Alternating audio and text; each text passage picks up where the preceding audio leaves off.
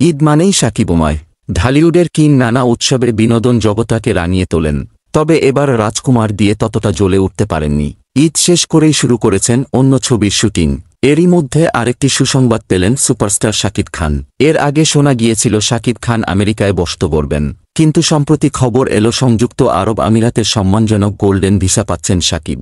শনিবার বিষয়টি একটি সংবাদ মাধ্যমে নিশ্চিত করেছেন নির্মাতা প্রযোজক অনন্য মামুন।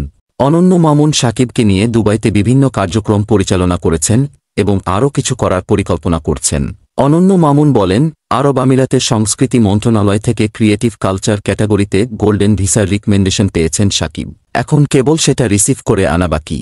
শাকিবের ভিসা পাওয়া নিয়ে তিনি আরও বলেন, এই ভিসা ভারতের বড় বড় তারকারা পান, সেইখানে শাকিব ভাই পেয়েছেন, এটা গর্বের বিষয়। এতদিন তিনি ট্যুরিস্ট ভিসায় আমিরাতে যেতেন, এখন যাবেন আরও সম্মানিত হয়ে।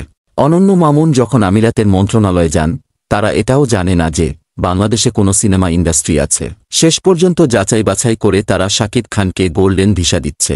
এটা সবার জন্য আনন্দের বললেন মামুন। ব্যবসা ও এ ক্যাটাগরি চাকরি ছাড়া কেবল সংস্কৃতি অঙ্গনের মেধাবী তারকাদের বিনামূল্যে গোল্ডেন ভিসা দেওয়া হয়। দীর্ঘমেয়াদী এই ভিসার মাধ্যমে আমিরাতে গিয়ে থাকা, ভ্রমণ, কাজ, এমনকি পড়াশোনাও করা যায়। বলিউডের শাহরুখ খান, সঞ্জয় দত্ত সহ অনেক তারকা গোল্ডেন ভিসা পেয়েছেন, তবে বাংলাদেশি হিসেবে শাকিবই প্রথম এমন সুযোগ পাচ্ছেন দেশটির পক্ষে।